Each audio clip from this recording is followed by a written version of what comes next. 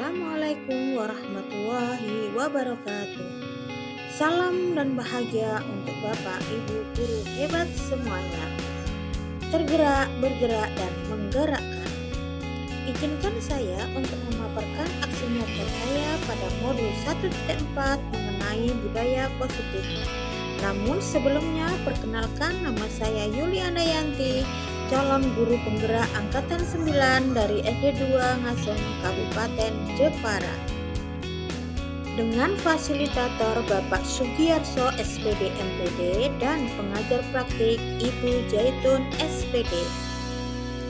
Rancangan tindakan untuk aksi nyata.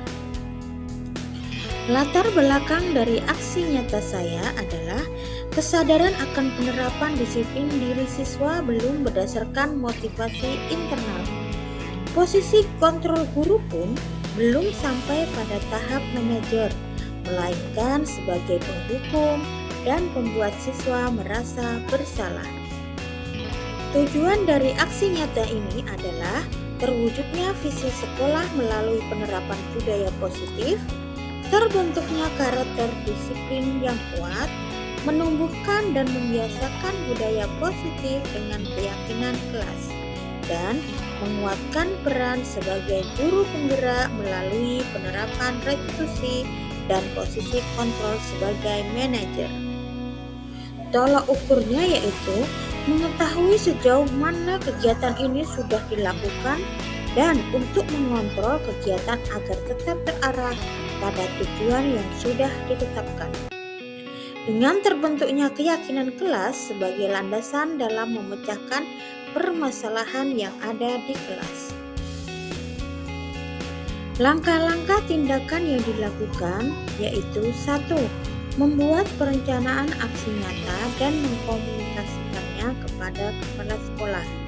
2. Melakukan revisi perencanaan jika diperlukan sebagai hasil konsultasi dengan kepala sekolah.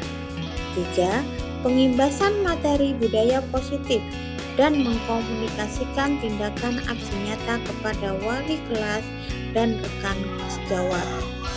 4. Melakukan kegiatan pembentukan keyakinan kelas. 5. Mendokumentasikan setiap kegiatan. 6.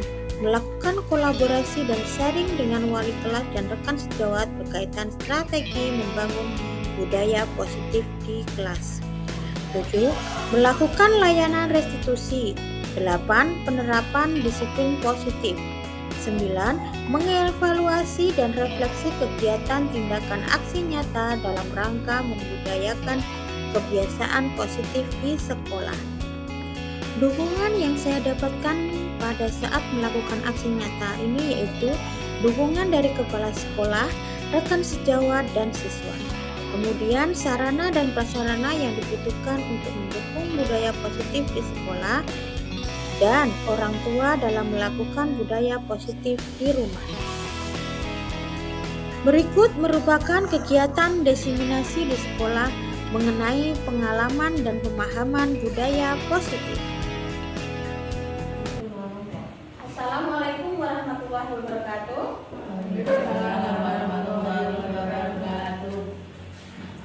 Pertama-tama marilah kita panjatkan syukur kita kepada Allah Subhanahu wa taala yang senantiasa melimpahkan rahmat, hidayah, dan yang kepada kita semua sehingga kita dapat berkumpul di sini untuk acara menebarkan pemahaman dan penerapan pengalaman budaya positif dalam keadaan sehat tanpa kurang suatu apapun. Kedua kalinya salawat serta salam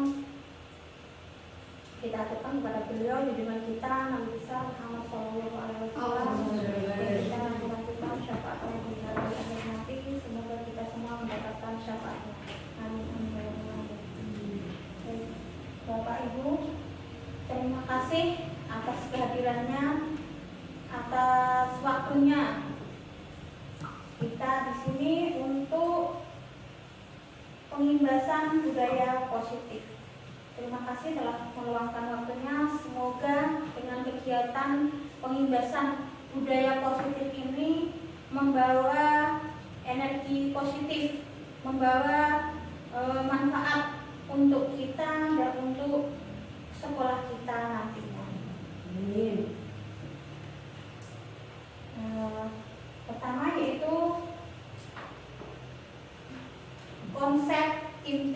budaya positif yang terdiri dari paradigma baru, disiplin positif, nilai-nilai kebajikan, motivasi perilaku manusia, kebutuhan dasar, posisi kontrol guru, keyakinan kelas, dan segitiga restitusi. Nah, kali ini kita akan mempelajari semua konsep inti budaya positif tersebut yang telah saya dapatkan dalam pendidikan guru penggerak. Bagi Bapak Ibu yang belum mengikuti guru penggerak, segera mengikuti supaya bisa menerapkan disiplin positif dengan baik di sekolah. Selanjutnya yaitu pembelajaran dengan paradigma baru, yaitu atau kurikulum merdeka merupakan pembelajaran yang berorientasi pada penguatan kompetensi dan pengembangan karakter yang sesuai dengan dimensi profil pelajar Pancasila. Nah, dalam profil pelajar Pancasila itu terdiri dari 6 dimensi. Bapak Ibu guru semuanya masih ingat dimensi apa saja itu? Yang pertama, dimensinya apa? Beriman dan bertakwa kepada Tuhan Yang Maha Esa dan berakhlak mulia. Kemudian ada dimensi berkebinekaan global, gotong royong, kemudian kreatif, kemudian kenalan kritis dan mandiri. Nah, keenam dimensi tersebut perlu kita tanamkan pada peserta didik kita supaya mereka memiliki karakter yang baik sesuai dengan profil pelajar Pancasila. Selanjutnya yaitu perubahan paradigma. Nah, Bapak Ibu guru bisa mempraktekkan dengan menggenggam kepalan tangan Bapak Ibu guru. Nah, di sini, coba buka, maksudnya di sini bisa rekan sebelah Bapak Ibu bisa menjadi rekan B, ya, yaitu rekan B di sini tugasnya mencoba dengan segala cara untuk membuka kepalan tangan Anda, ya. Teman B boleh membujuk, menghardik, mengintimidasi, memarahi, menggoda, menggelitik, bahkan menawari Anda uang agar bersedia membuka kepalan tangan Anda. Ya. Misalnya di sini Bu Wiwi berperan sebagai si A, Bu Umi sebagai si B. Jadi Bu Umi bisa bisa menghardik, mengintimidasi, memarahi atau memberikan uang supaya Bu Wiwi mau membuka kepalan tangannya, seperti itu. Oke. Nah, di sini maksudnya apa kita mengepalkan tangan kita, kemudian ada teman kita yang harus berperan sebagai membujuk kita, menawar kita, mengintimidasi kita, ya. Di sini adalah bahwa yang menentukan untuk bisa membuka tangan kita atau menutup tangan kita, kepala tangan kita itu adalah sebenarnya ya diri kita sendiri, bukan orang lain. Tetapi terkadang ada situasi, ya, yang memungkinkan kita untuk membuka kepala tangan kita, tetapi itu atas diri kita sendiri, seperti itu. Selanjutnya, miskonsepsi tentang teori kontrol, yaitu ilusi guru mengontrol murid, ilusi bahwa semua penguatan positif, efektif, dan bermanfaat, ilusi bahwa kritik dan membuat rasa bersalah mampu menguatkan karakter, ilusi bahwa orang dewasa berhak memaksa.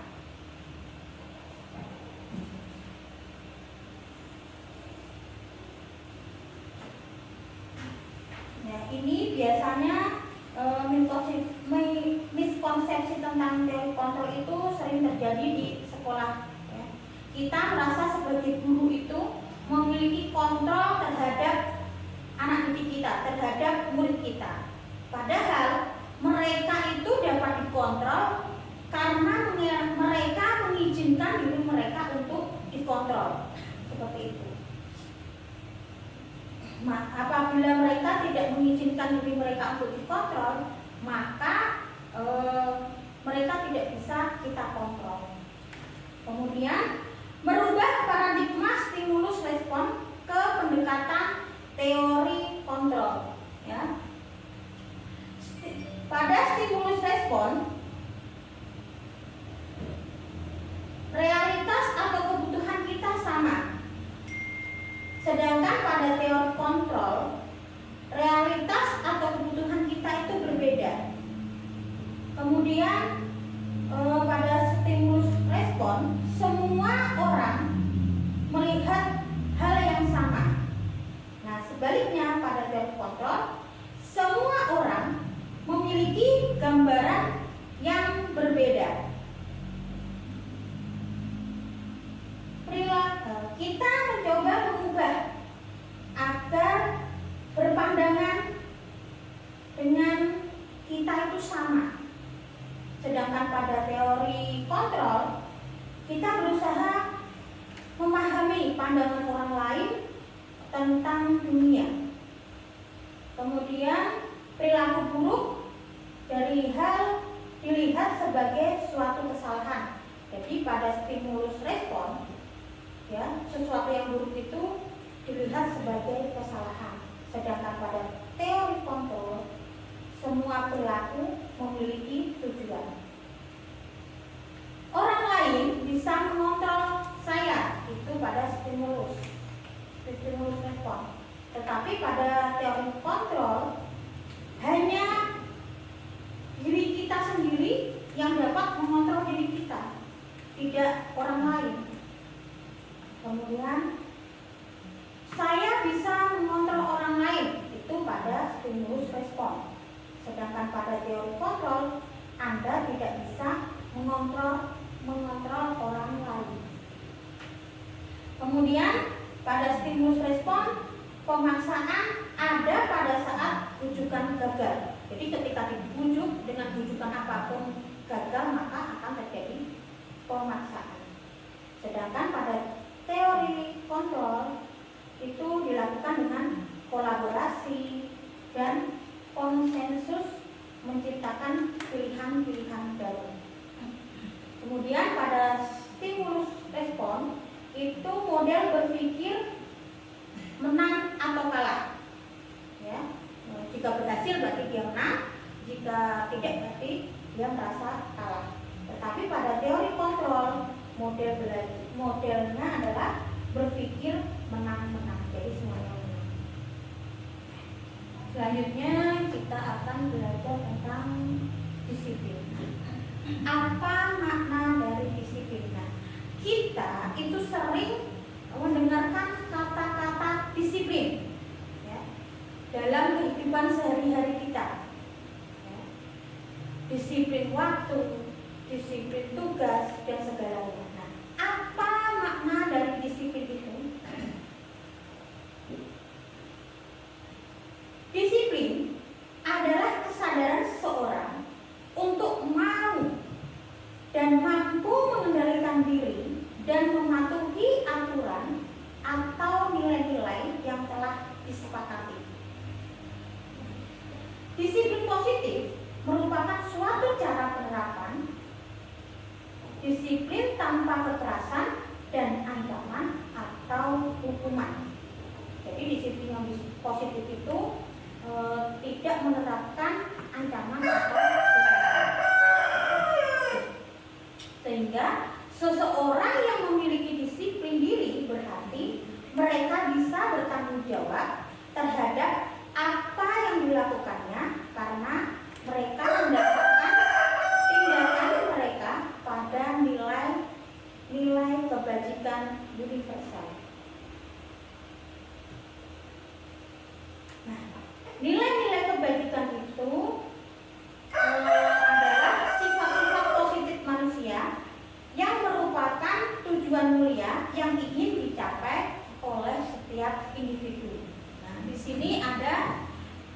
contoh nilai-nilai kebajikan dari institusi. Ya.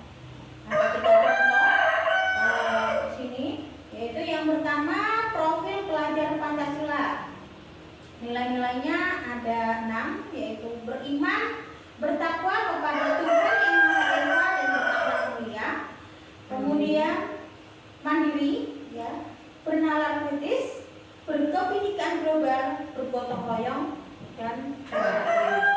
Kemudian pada TWO Primary Year Program atau PYP, yaitu ada toleransi, rasa hormat, integritas, mandiri, menghargai, antusias, empati, keingintahuan, kreatif, kerjasama, percaya diri, dan komitmen.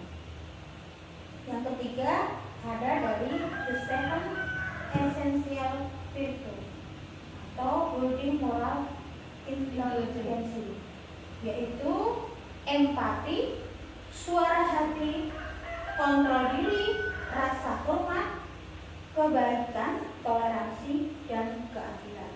Itu adalah contoh dari nilai-nilai kebajikan dari instansi. Selanjutnya ada kebutuhan dasar manusia. Kebutuhan dasar manusia adalah seluruh tindakan manusia memiliki tujuan tertentu. Semua yang kita lakukan adalah usaha terbaik kita untuk mendapatkan apa yang kita inginkan. Ketika kita mendapatkan apa yang kita inginkan, sebetulnya saat itu kita sedang memenuhi satu atau lebih dari satu kebutuhan dasar kita.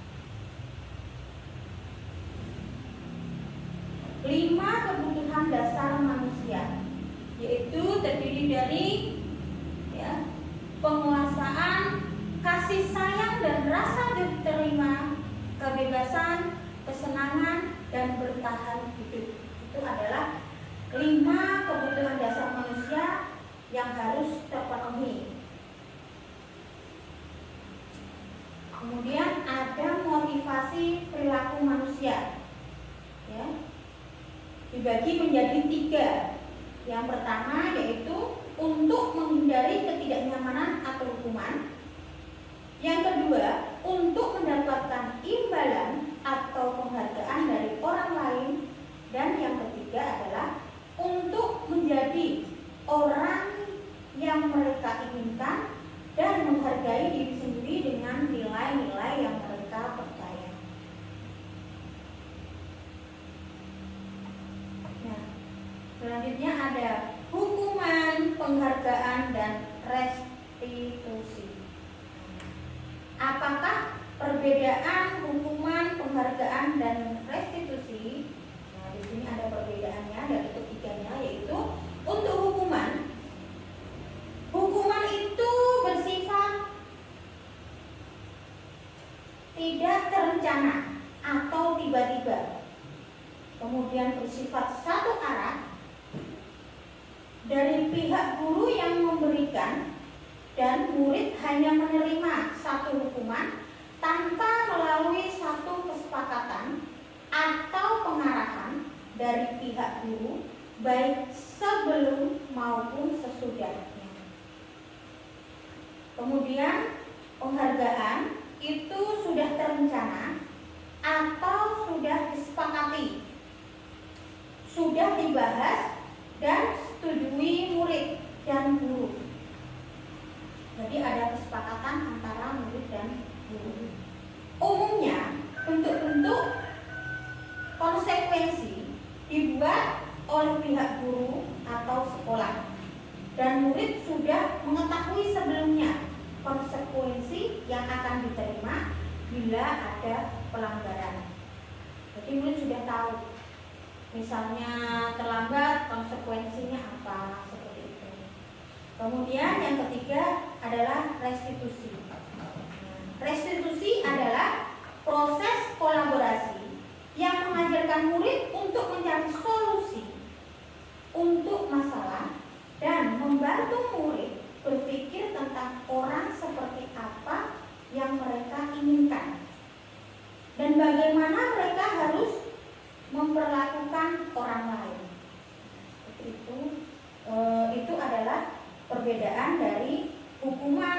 penghargaan dan restitusi. Di sini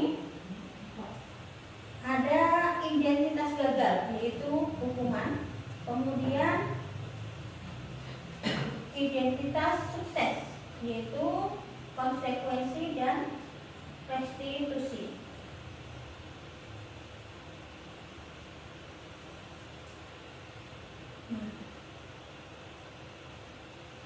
Hukuman itu sesuatu yang menyakitkan, harus terjadi. Kemudian hukuman tidak nyaman untuk murid atau anak untuk jangka waktu yang panjang. Kemudian korban itu mendapatkan keadilan. Murid atau anak akan tersakiti dengan adanya hukuman. Kalau konsekuensi yaitu sesuatu harus terjadi, kemudian tidak nyaman untuk murid atau anak untuk jangka waktu yang pendek. Korban tidak bisa diabaikan, kemudian murid atau anak dibuat tidak nyaman. Kemudian pada restitusi merupakan pilihan penguatan untuk anak atau murid dalam jangka waktu panjang.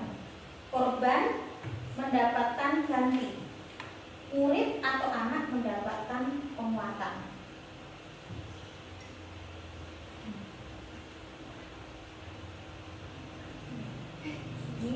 Hukuman. Pada hukuman, perilaku cenderung pasif, agresif meningkat. Kemudian sistem tidak akan berjalan bila murid tidak takut, itu pada hukuman. Jadi ketika anak takut maka sistem tidak dapat berjalan. Kemudian berlaku hanya pada sebuah institusi, tidak berlanjut pada kehidupan nyata. Nah, di sini misalnya ada anak yang melanggar peraturan. Itu kepada anak, guru biasanya mengatakan kamu itu harus, nah seperti itu hukuman. Kemudian murid atau anak biasanya itu membenci peraturan.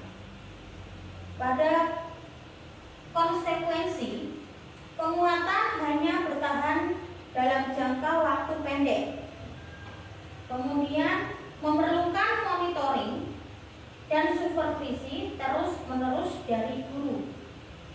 Membantu penerapan mengikuti peraturan dalam masyarakat.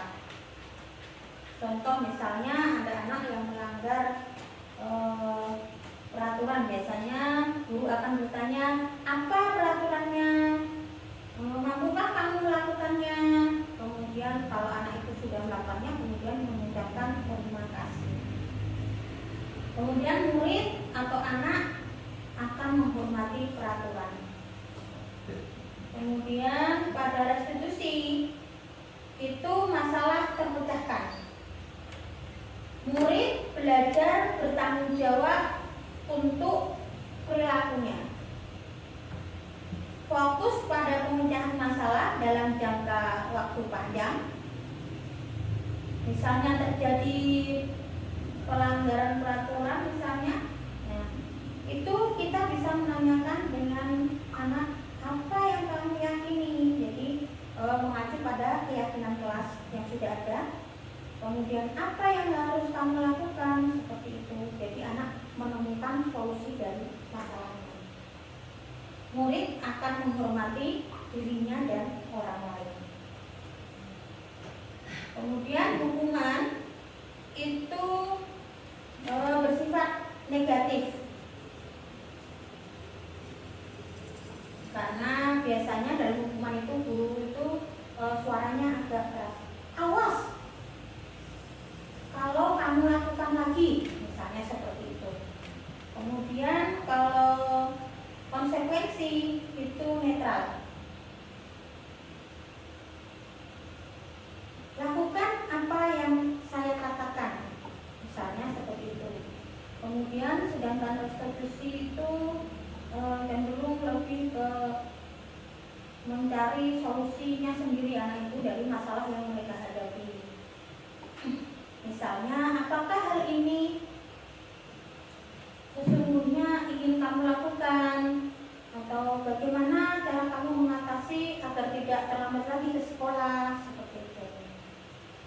Kemudian pada hukuman mode paksaan. Kemudian pada konsekuensi stimulus respon, ada restitusi teori kontrol. Pada hukuman mendorong menyalahkan diri, jadi mendorong murid untuk menyalahkan diri mereka sendiri. Konsep diri buruk, murid atau anak belajar menyembunyikan kesalahan karena takut dihukum, sehingga mereka terkadang cenderung bohong atau menyembunyikan kesalahannya. Kemudian mencoba mengontrol anak dengan penguatan negatif atau membayar impas kesalahan. Pada konsekuensi itu mendorong kepatuhan, konsep diri baik, murid atau anak belajar taat peraturan. Kemudian mencoba mengontrol anak dengan penguatan positif. Nah, pada restitusi itu kita dapat mendorong anak menjadi disiplin positif. Kemudian konsep diri kuat, murid atau anak belajar memecahkan masalah. Anak jadi paham bahwa dirinya sendiri yang memegang kendali kontrol dalam dirinya.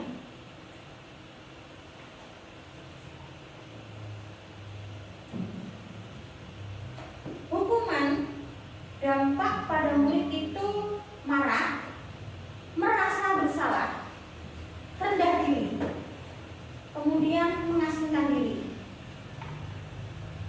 Hukuman tiba-tiba atau tidak diharapkan atau sangat melukai. Kemudian hukuman itu dibuat oleh guru. Hukuman menyakitkan. Kemudian guru menjalani konsekuensi dengan menyalahkan, mengkritik, menyindir atau merendahkan murid. Pada konsekuensi itu kehilangan hak waktu jeda seorang diri atau time out, kemudian penahanan atau detention. Kemudian sudah diketahui oleh anak tadi atau siswa, kemudian masuk akal konsekuensi tadi. Konsekuensi dibuat oleh guru dan murid atau anak sehingga membantu guru menyatakan peraturan, melakukan peringatan dan menerapkan konsekuensi. Pada restitusi, murid atau anak tidak kehilangan waktu, namun bersemangat untuk memperbaiki diri, berupaya mengundang untuk mengadakan restitusi, dibuat oleh murid atau anak sendiri. Kemudian menguatkan guru, menyebutkan keyakinan kelas, membimbing kerangka acuan berpikir restitusi murid atau anak. Nah, tadi kita sudah belajar perbedaan hukuman, konsekuensi, dan restitusi. Nah, di sini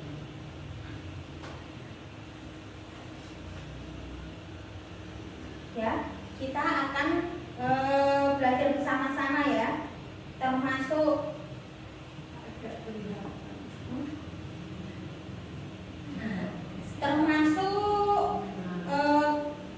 hukuman atau konsekuensi kalimat-kalimat berikut ini ya. Ada beberapa pernyataan. Nah, apakah pernyataan ini termasuk hukuman atau konsekuensi? Ya. Yang pertama, mencatat 100 kali dalam buku ya kalimat "saya tidak akan terlambat lagi". Jadi ketika ada anak terlambat, kemudian guru meminta atau menyuruh anak tersebut mencatat 100 kali dalam buku yang kalimatnya "saya tidak akan terlambat lagi". Kira-kira itu masuk hukuman atau konsekuensi? Konsekuensi.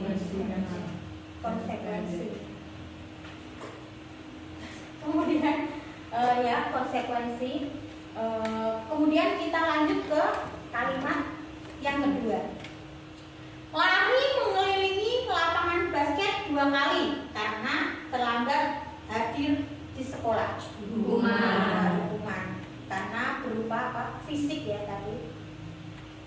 Kemudian yang ketiga, membersihkan coretan yang dibuatnya di meja tulis. Konsekuensi. Ya, konsekuensi. Kemudian pernyataan selanjutnya, murid diminta untuk push up 15 kali karena tidak menggunakan masker ke sekolah. Hukuman. Kemudian menggantikan kertas tugas teman yang telah dicoret-coret. Konsekuensi. Selanjutnya, berjemur di lapangan basket pukul 12 siang karena mengobrol dengan teman. Hukuman. Hukuman. Itu termasuk hanya pilihannya hanya hukuman dan konsekuensi gitu. Tidak ada penyisihan. Selanjutnya yaitu murid diminta bertelanjang kaki sepanjang hari karena tidak menggunakan sepatu warna hitam sesuai peraturan sekolah. Hukuman. Diminta telanjang kaki sepanjang hari. Termasuk konsekuensi atau hukuman? Hukuman apa konsekuensi? Ya, yang betul adalah hukuman. Ya, yang betul adalah hukuman bukan konsekuensi. Kemudian berdiri di depan kelas sambil mengangkat kaki satu karena tidak bisa menjawab pertanyaan. Hukuman. Membersihkan tumpahan air di meja tulis karena tersenggol saat belajar. Konsekuensi. Konsekuensi. Kehilangan 10 menit jam istirahat untuk mengerjakan tugas karena terlambat datang dan tertinggal pelajaran. Konsekuensi. Konsekuensi. Ya, terima kasih Bapak Ibu, tepuk tangan hari ini kita sudah bisa membedakan mana yang termasuk hukuman, mana yang konsekuensi. Ya. Nah, itu tanpa kita sadari itu sudah sering terjadi dalam diri kita. Ya. Tanpa sengaja kita melakukan hukuman atau konsekuensi pada anak didik kita. Nah, sekarang setelah tahu bisa diubah menjadi restitusi ya Bapak Ibu. Semoga bisa diterapkan. Iya. Kita belajar bersama-sama ya. Bukan berarti kalau sudah bergerak bisa semuanya, itu tidak. Semua harus bergerak bersama-sama karena masih belajar. Sekarang selanjutnya yaitu 5 posisi kontrol. 5 posisi kontrol itu terdiri dari penghukum, pembuat orang merasa bersalah, kemudian sebagai teman, pemantau, dan manajer. Penghukum adalah seorang penghukum, bisa menggunakan hukuman fisik maupun verbal seperti tadi ya. Ketika ada anak yang terlambat sekolah, datang ke sekolah, itu kita menyuruh untuk keliling lapangan dulu 2 kali atau 3 kali. Nah, itu adalah hukuman. Kemudian yang kedua, membuat orang merasa bersalah. Biasanya guru akan bersuara lebih lembut. Nah, di sini biasanya guru suaranya lebih lembut. Misalnya, bisakah kamu berubah nak? Seperti itu. Tolonglah ibu guru nak supaya kamu mentaati peraturan. Jadi agak lembut di sini. Kemudian posisi kita sebagai teman, ya, posisi guru sebagai teman. Nah, guru pada posisi ini tidak akan menyakiti murid, ya, namun akan berupaya mengontrol murid melalui persuasi. Yang keempat yaitu posisi kontrol guru sebagai monitor atau pemantau. Memonitor berarti mengawasi. Jadi guru mengawasi atau mengontrol mengontrol murid. Jadi apa yang dilakukan murid itu kita kontrol atau kita pantau. Kemudian yang kelima adalah posisi kontrol guru sebagai manajer, yaitu respon yang menunjukkan tanggung jawab guru dalam posisi terakhir. Manajer adalah posisi mentor, di mana guru berbuat sesuatu bersama dengan murid, mempersilahkan murid mempertanggungjawabkan perilakunya, kemudian mendukung murid agar dapat menemukan solusi atas permasalahannya sendiri. Nah, semoga kita bisa menjadi atau menerapkan posisi kontrol kita sebagai manajer. Selanjutnya, contoh penerapan 5 posisi kontrol guru. Nah, kasusnya di sini adalah Kuswa. Kebetulan saya guru kelas 4 dan menurut saya itu Kuswa. Ini memang nyata, sering terlambat ke sekolahnya. Nah, ini kasusnya Kuswa sering terlambat hadir ke sekolah. Nah, kalau posisinya sebagai penghukum, kita akan mengatakan dengan nada yang keras, terlambat lagi, selalu datang terlambat. Biasanya nggak biasa. Biasanya levelnya level 10 ya levelnya 12. Kapan bisa datang tepat waktu? Nah, seperti itu, sambil mungkin matanya melotong gitu. Kemudian posisi kontrol guru sebagai pembuat merasa bersalah. Nah, ini agak lembut ya. Puswa, kamu ini bagaimana ya? Kamu sudah berjanji dengan ibu tidak akan terlambat lagi. Kamu kenapa ya? Senang sekali mengecewakan ibu. Jadi anaknya merasa bersalah.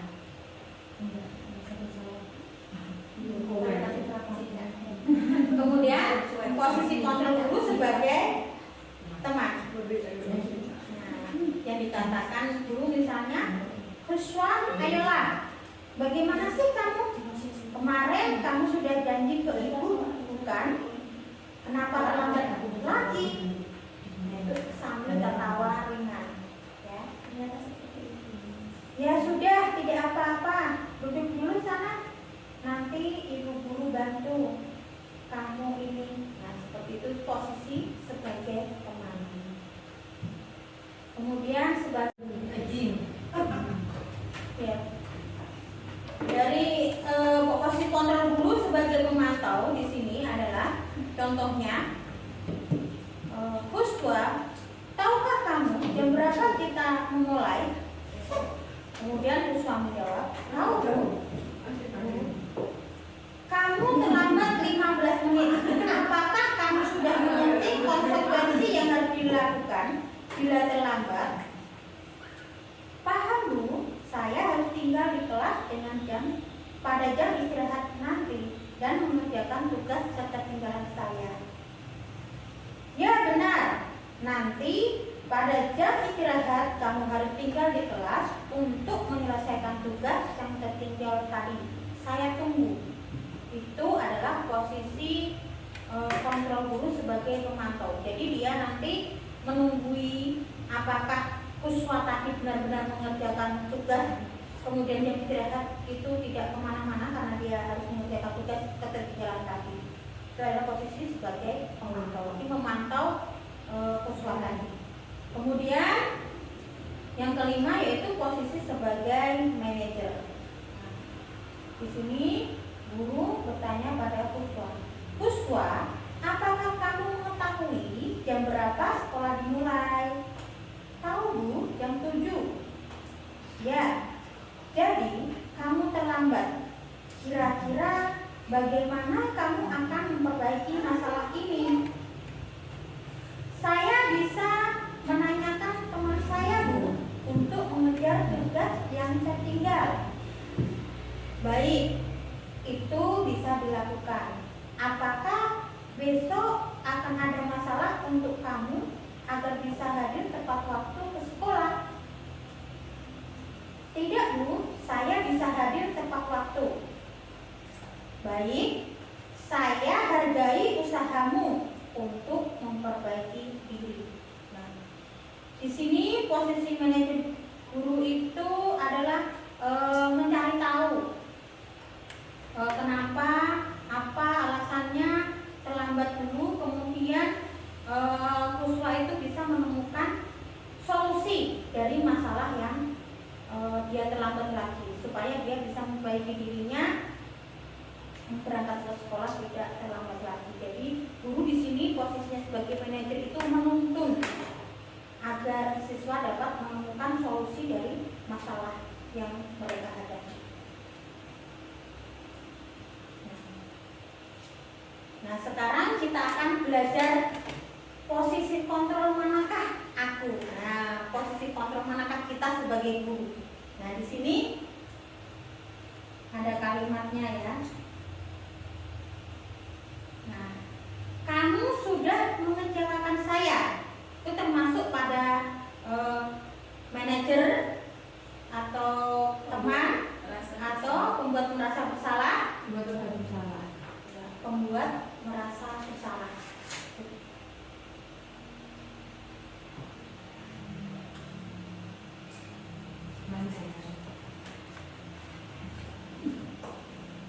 Kemudian yang kedua,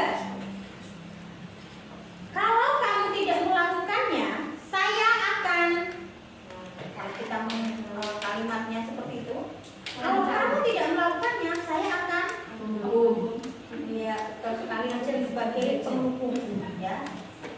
Dan selanjutnya, apa peraturannya, apa konsekuensinya? Berarti posisi kontrol kita sebagai Pemantau. ya, pemantau. Nah, sekarang selanjutnya, apa itu keyakinan kelas? Apakah Bapak Ibu sudah pernah mendengar keyakinan kelas? Sudah ya, sudah tidak asing lagi dengan keyakinan kelas. Nah, kalau tidak asing lagi berarti sudah tahu apa itu keyakinan kelas. Bu Wiwi mungkin bisa menjawab apa itu keyakinan kelas? Sesuatu yang disepakati bersama-sama di kelas. Ya, sesuatu yang disepakati bersama-sama ya, di dalam kelas antara guru dan siswa. Nah, keyakinan kelas. Mengapa keyakinan kelas bukan peraturan kelas? Nah, keyakinan kelas yaitu nilai-nilai kebajikan universal yang disepakati secara tersirat dan tersurat, lepas dari latar belakang suku, negara, bahasa maupun negara. Itu adalah keyakinan. Nah, di sini ada pembentukan keyakinan kelas. Keyakinan kelas itu bersifat lebih abstrak daripada peraturan yang lebih rinci dan konkret. Keyakinan kelas berupa pernyataan-pernyataan universal. Pernyataan keyakinan kelas senantiasa dibuat dalam bentuk positif. Keyakinan kelas hendaknya tidak terlalu banyak sehingga mudah diingat dan dipahami oleh semua warga kelas. Keyakinan kelas sebaiknya sesuatu yang dapat diterapkan di lingkungan tersebut.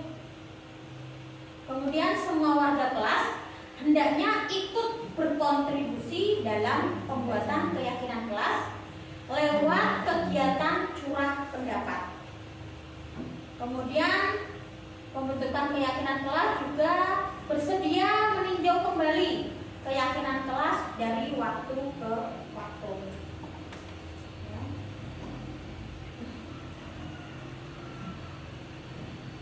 Sedangkan peraturan adalah tatanan. Ya, keyakinan adalah kepercayaan. Sebagainya yang sungguh-sungguh, kepastian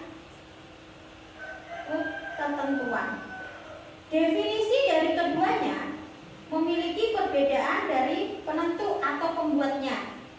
Bila beraturan, maka hal itu berasal dari luar individu. Misal peraturan pemerintah, maka yang menentukan adalah pemerintah. Demikian juga peraturan sekolah, maka sekolah yang menentukan peraturan tersebut. Sedangkan keyakinan mengacu dari dalam diri individu tersebut. Kepercayaan apa yang sungguh-sungguh dipegang, kemudian nilai-nilai apa yang diyakini. Selanjutnya ada restitusi atau segitiga restitusi. Segitiga restitusi. Restitusi adalah proses kolaborasi yang mengajarkan murid untuk mencari solusi untuk masalah dan membantu murid berpikir tentang orang seperti apa yang mereka inginkan dan bagaimana mereka harus memperlakukan orang lain.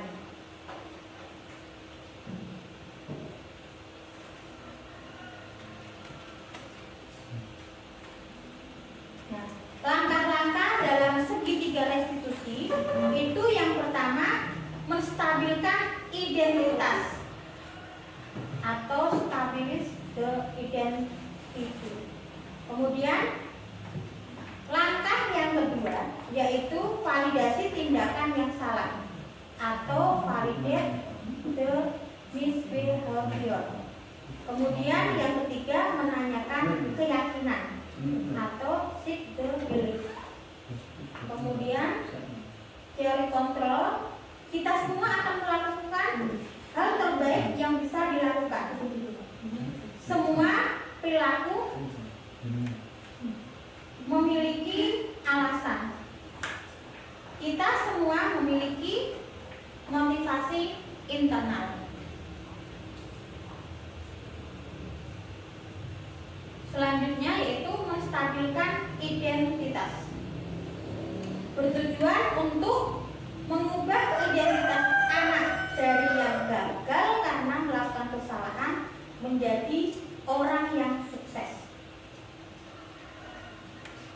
Di sini misalnya dengan berbuat salah itu tidak apa-apa. Kemudian tidak ada manusia yang sempurna. Saya juga pernah melakukan kesalahan seperti itu. Kemudian kita bisa menyelesaikan ini. Itu adalah contoh-contoh kalimat-kalimat dalam menstabilkan identitas. Selanjutnya langkah yang kedua yaitu dengan validasi tindakan yang salah. Yaitu setiap tindakan ya, kita lakukan dengan satu tujuan, yaitu memenuhi kebutuhan dasar.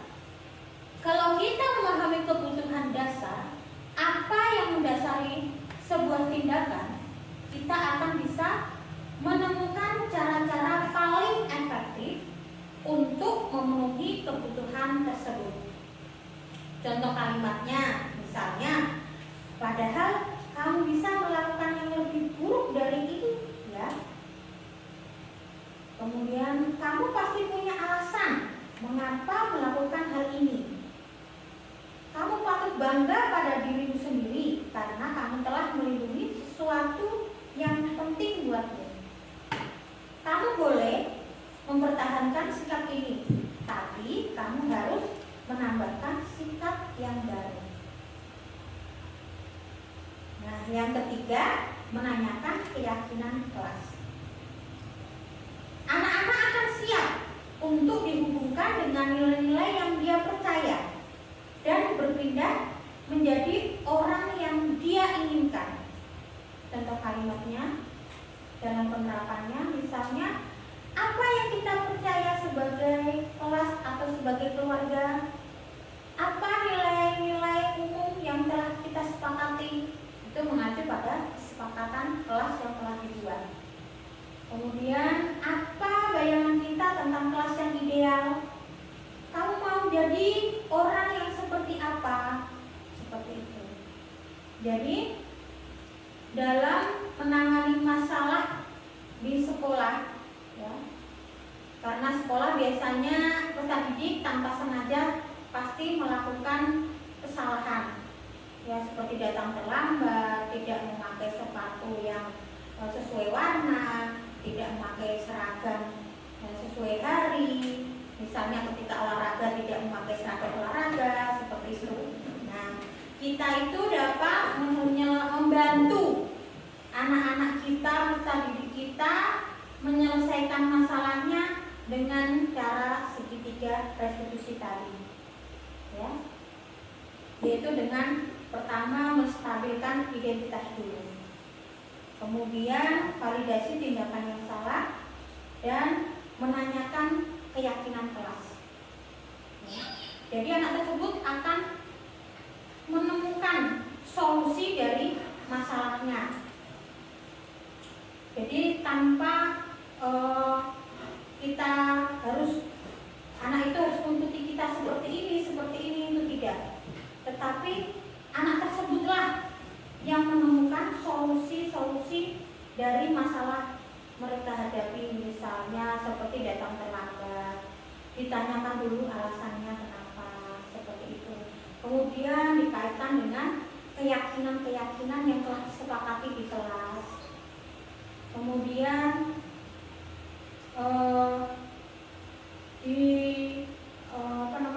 dibantu untuk mencari solusi. Jadi mereka menemukan sendiri. Harus bagaimana itu mereka sudah tahu cara menemukan solusi dari masalah tersebut. Sehingga anak akan berubah menjadi lebih baik, meyakini keyakinan yang mereka yakini tadi. Seperti itu. Nah, dalam penerapan program disiplin positif, hendaknya guru memiliki standar kepribadian, profesional, dan sosial yang baik, di mana guru mampu berefleksi pada posisi kontrol saat ini. Bagaimana perjalanan dirinya sebagai seorang among atau posisi manajer yang menuntun murid-murid menjadi insan yang mandiri, merdeka, dan bertanggung jawab. Baik. Terima kasih Bapak Ibu semua yang sudah meluangkan waktunya untuk diseminasi disiplin positif ini. Semoga kegiatan ini bermanfaat untuk kita semua supaya menjadi guru atau pendidik yang lebih baik lagi untuk murid-murid kita. Apabila ada salah kata dalam penyampaian mengenai disiplin positif, saya mohon maaf yang sebesar-besarnya. Wabillahi taufiq wal hidayah. Wassalamualaikum warahmatullahi wabarakatuh. Waalaikumsalam warahmatullahi wabarakatuh.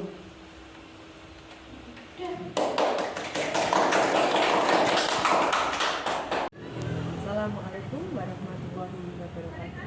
Perkenalkan, nama saya Lilik Susanti. Saya mengajar di kelas 6 SD Negeri 2 Ngasem.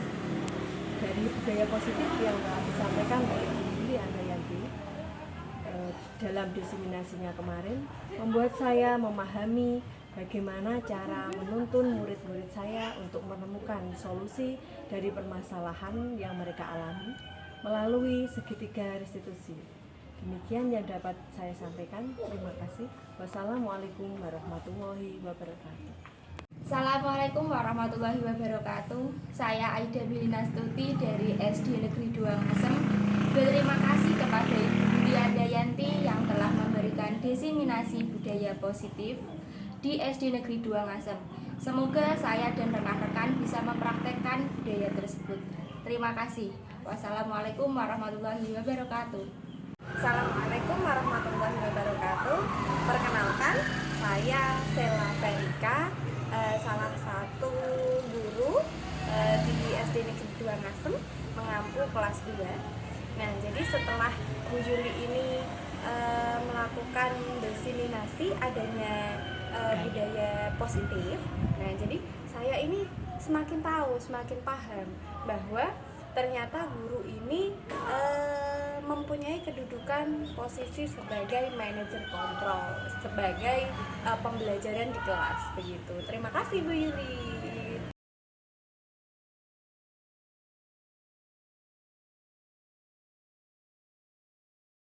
Assalamualaikum warahmatullahi wabarakatuh. Waalaikumsalam warahmatullahi wabarakatuh. Selamat pagi anak-anak. Pagi, yes. Hari ini kita akan membuat keyakinan kelas. Ya. Kenapa keyakinan? Kenapa tidak peraturan? Nah, hari ini kita akan belajar apa sih keyakinan itu. Keyakinan kelas itu adalah nilai-nilai positif yang akan kita gunakan agar pembelajaran yang kita lakukan itu nyaman, menyenangkan. Jadi yang membuat keyakinan kelas itu kalian semua dan guru. Oke?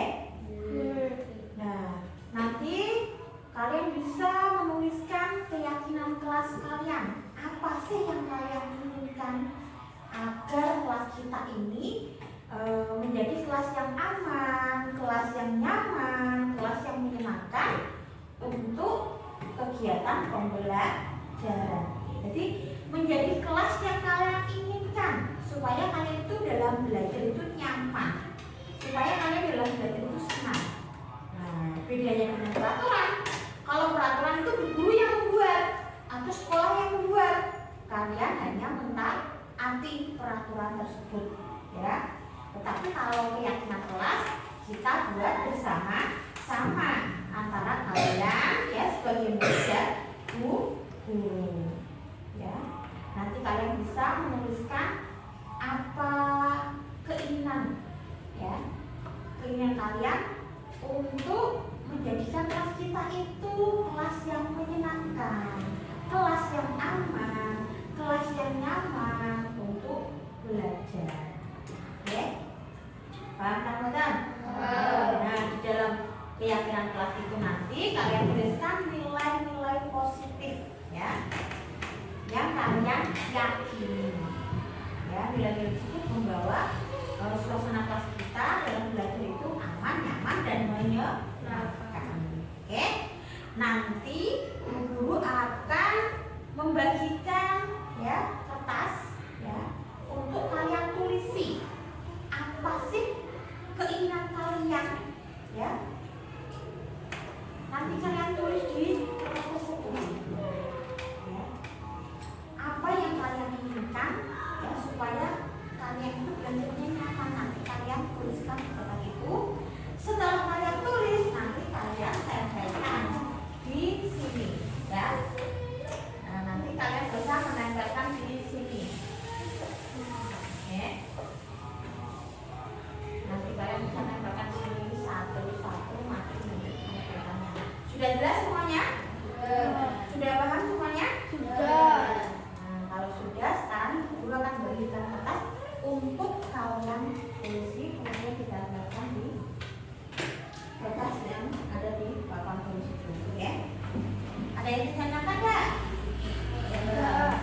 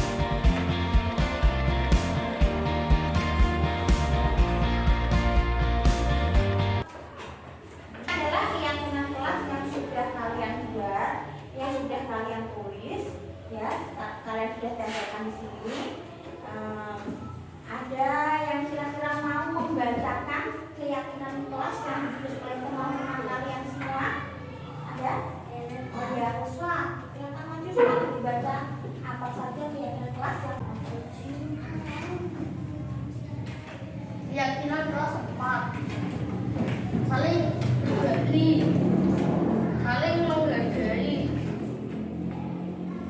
menjaga kebersihan, menjaga kesehatan, belajar dengan tertib, salam, rukun, menghargai, jaga kebersihan, menjaga kebersihan, sopan kepada guru, menghargai teman-teman, menjaga kebersihan, menghormati guru, mengerjakan tugas tepat waktu, saling rukun dengan teman, ayo membuang sampah di tempatnya, menjaga kerukunan, menjaga kebersihan kelas, menjaga kebersihan, mendengarkan guru yang sedang mengajar, berbicara yang jujur, menjaga ketertiban kelas, mengerjakan tugas yang diberikan guru, menyelesaikan tugas tepat waktu, harus jujur, membuang sampah pada tempatnya. Ya, baik. Tadi Muswa sudah membacakan keyakinan kelas dan sudah kalian tulis bersama-sama ya. Tepuk tangan buat Muswa, silakan kembali ke tempat duduk. Nah, keyakinan kelas yang kita bikin tadi ya, yang telah kalian tulis ya, itu diantaranya adalah ada menjaga kebersihan, menghormati dan menghargai guru, membuang sampah pada tempatnya ya, kemudian menjaga kerukunan, mengerjakan tugas tepat waktu, kemudian saling rukun dengan teman. Nah, dari keyakinan kelas yang kalian bikin ini, yang sudah kalian tulis ini, apakah kalian menyetujui dan menyepakatinya? Setuju. Sepakat ya? Nah, kalau kalian sepakat, berarti sekarang kesepakatan itu ditandai dengan tanda tangan. Nah, silakan maju satu-satu untuk menandatanganinya. Mulai dari Hasna dulu, maju. Silakan Hasna. Tanda tangan.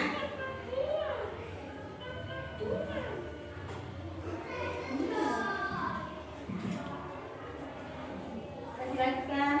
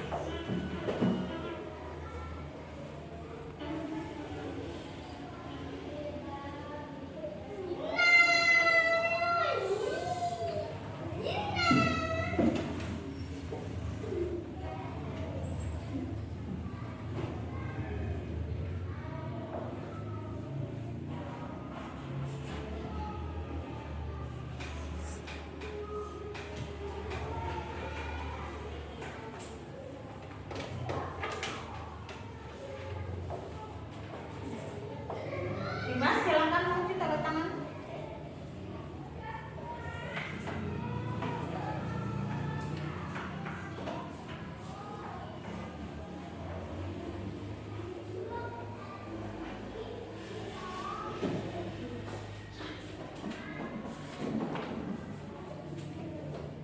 Nah, yang belum?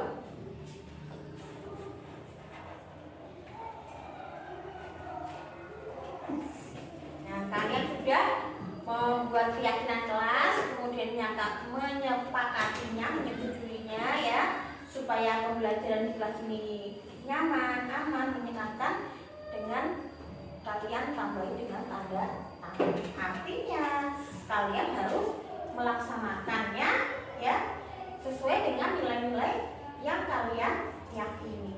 Oke? Paham semuanya ya?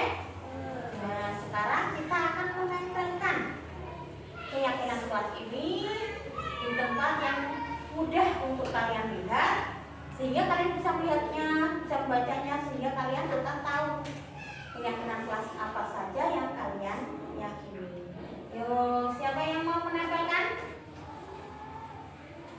Yuk. Ayo, Faris, Niam, ya.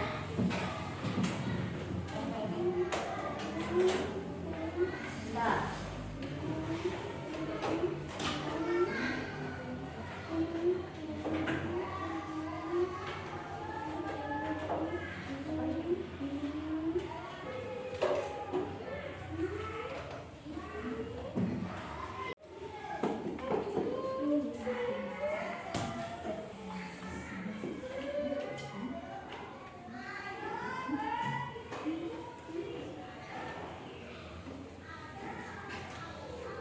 Sudah membuat keyakinan kelas untuk kelas 4 ini.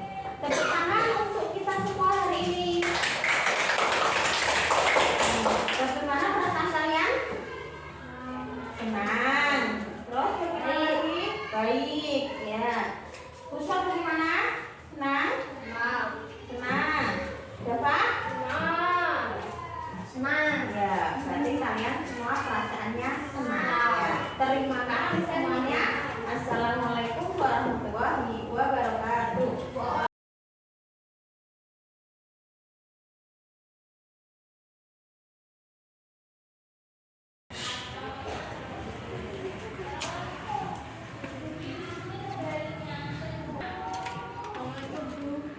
Maaf saya terlambat.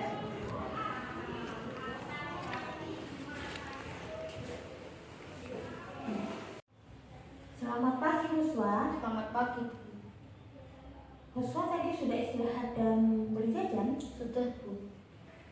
Ibu Huswa tahu nggak kenapa dipanggil ibu guru?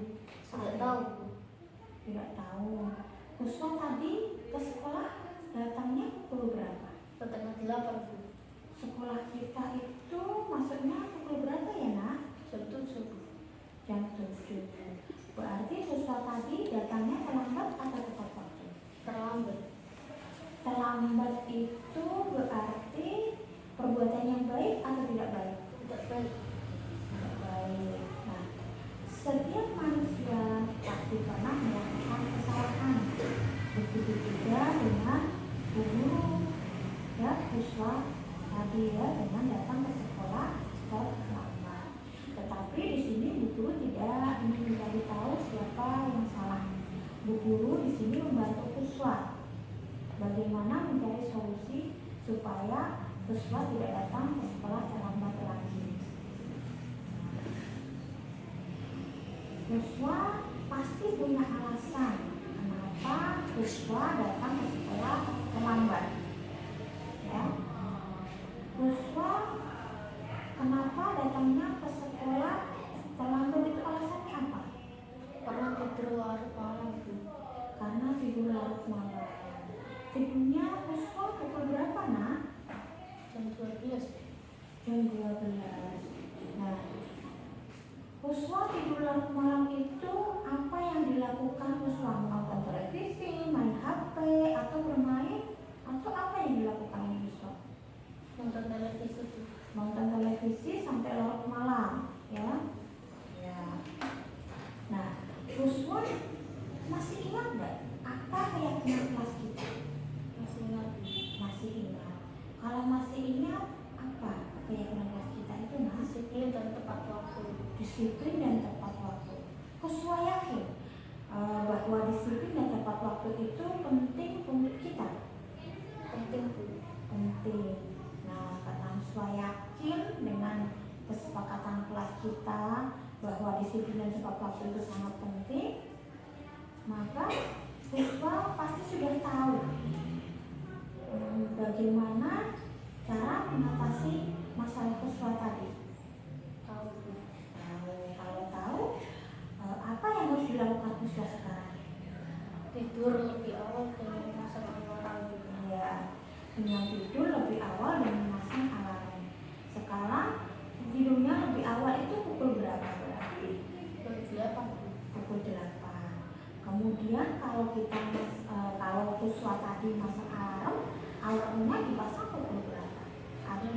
subuh. Oh, sebelum sholat subuh. Kenapa sebelum sholat subuh? Biar berangkat sekolah tidak terlambat dan bisa sholat subuh. Ya, baik. Supaya bisa sholat subuh dan tidak datang terlambat ke sekolah.